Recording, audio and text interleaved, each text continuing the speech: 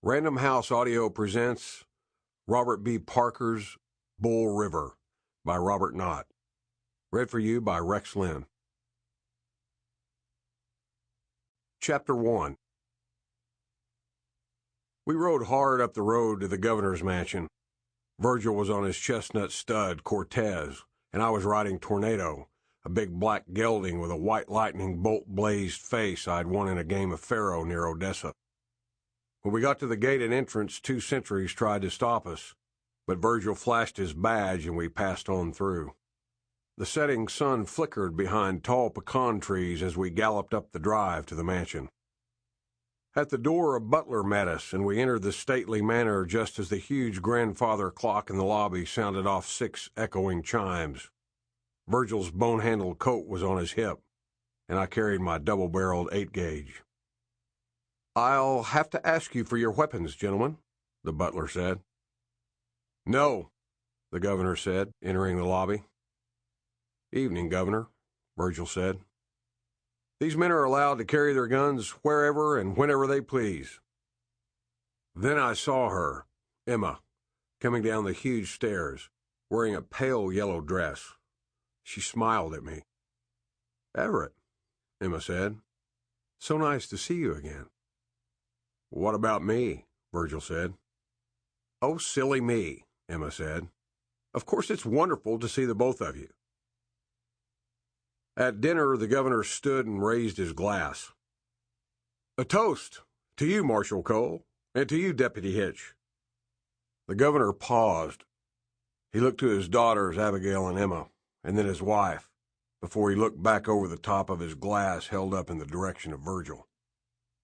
"I am so very grateful for what you, Marshal Cole, and you, Deputy Marshal Hitch, did for me, for my family." The governor's tone of voice was solid, sincere, and it resonated with a dignified inflection that most likely helped to get him elected. I looked across the table, and behind the arrangement of daffodils, bluebells, and grape hyacinths, Emma sat stoically, gazing directly at me as her father continued his toast. After dinner, Emma excused us and led me out of the dining room. "Where are we going?" "Oh, no place in particular," Emma said. "It's such a beautiful evening." Emma kept her arm locked in mine as we made our way out the door and onto the back porch. "Where's your fiancé?" "He's away." Emma stopped and turned to me. She placed her back to the post at the top of the railing that followed the steps down into the garden. "Tell me something, Deputy Hitch," she said with a lift of volume in her voice. "What would you like to know?" I said. "And it's Everett." "Yes, Everett," Emma said. She said my name like I'd never really heard it spoken before. She put emphasis on the last 3 letters as if she were speaking French. "If you could be anywhere in the world," Emma said, "where would that anywhere be?" I thought about the question for a moment as she looked at me with an expectant, almost enthusiastic look on her face. "Well, I don't know," I said. "I've never really thought about being any place other than where I am." "Oh, indulge me, Everett." "Well, okay, let's see. The Rocky Mountains are awful pretty." Emma pulled me slightly closer to her and pleaded with me as if I didn't understand the essence of her question. "Anywhere in the world," Emma said. I looked down, studied the boards of the porch for a moment, and then looked back to Emma. "Let me think about that." Emma let go of my hands, turned, and walked down the steps like I had disappointed her. "Where would you be?" I said. "Follow me. I'll show you." The rose garden behind the house was enormous, with rows and rows of yellow fragrant roses. The night was warm with a gentle breeze. It was a clear evening. The moon was almost full, and there was not a cloud in the sky. Emma moved ahead of me some. She turned back to me, taking my hand, and led me toward a gazebo at the far end of the garden. When we were in the center of the gazebo, Emma twirled and twirled with her arms raised above her head like a ballerina. "So, what? This is it?" I said. "Here? This gazebo?" After her next revolution, she fell into my arms. "No," she said. "This is where I'd be. Right here, with you, Everett, in your arms."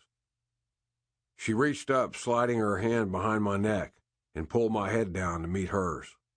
From somewhere I heard the faint sounds of a guitar. "If I could be anywhere in the world," she said as she closed her eyes, "this is where I'd be."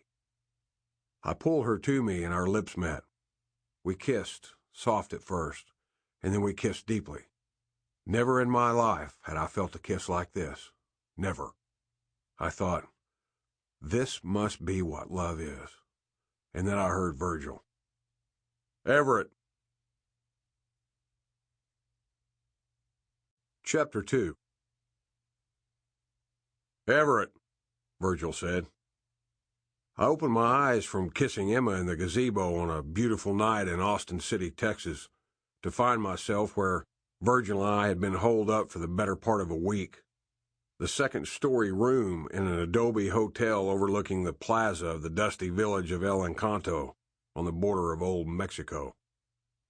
"I believe we have us a rummy," Virgil said. Virgil was sitting by the window smoking a cigar and sipping on a glass of whiskey. Except for the light sifting within Virgil's cigar smoke from the plaza, the room was dark.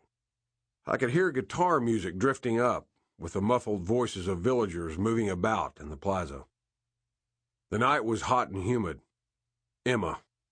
That damn woman, I thought as I sat up. Another goddamn dream about Emma. I stretched the ache from my back and moved to the window to see what Virgil was looking at. "Captain Alejandro," Virgil said. Across the plaza, 7 men on horseback rode slowly into the plaza, and it was obvious Alejandro Miguel Vasquez led the pack. Alejandro was much bigger than any of his seconds. He was at least 6 feet, handsome with broad shoulders, long dark hair and blue-green eyes. He rode a spirited, tall, tricolored medicine hat gelled with a thick, long blonde mane and tail. Like the Sioux, Blackfoot, and Comanche, Alejandro claimed the medicine hat protected him against harm. The bandito was well known for his fancy Mexican attire, a large sombrero, tapered concho breeches, shiny spurs with huge rowels, and though it was hotter than hell out, he wore his trademark jacket, a silver-buttoned Mexican naval officer's jacket with red velvet cuffs, and a collar that he crossed with dual bandoliers. But he was no naval captain. Alejandro was nothing but a robber, a raider, an escaped killer, and now he was in El Encanto. Alejandro was a wanted man. He was also a notorious gang leader and a mean son of a bitch. Virgil and I had tracked him down before and arrested him near Dead Man's Ford in the Pecos, but he managed to escape the custody of 2 deputies en route back to San Cristobal. They were taking him there where he was to stand trial for the very thing Virgil and I had arrested him for in the first place, the murder of 2 men he had shot dead in the streets of San Cristobal on Christmas Day. 3 months after his escape, he was apprehended by a friend of ours, a deputy named Ned Newcomb up in Butch's Bend. Within a few days of his capture, Alejandro got away yet again, and Ned was found shot 6 times in the back. It wasn't long after his escape in Butch's Bend that Alejandro got his gang back together and was instantly credited for a series of raids throughout the territories. A week after robbing a Butterfield stage between La Mesilla and Hitch, Alejandro and his desperados were said to have terrorized the border town of Santa Teresa, robbing every citizen and business in the place. The village was burnt to the ground before the looters set out for Mexico. And now, here he was, at last. We watched as Alejandro and his banditos circled around the stone water well in the center of the plaza. "The captain and his crew," I said. "Yep," Virgil said. "It goddamn sure is." "He's returned to his port," I said. Alejandro and his men passed slowly by our hotel and angled toward a cantina across the plaza. He sat tall in the saddle as his bandits followed him through the plaza. He acted as if he had not a care in the world, but he was looking at everything, taking everything in. They dismounted and hitched up in front of the cantina. Sample complete. Ready to continue?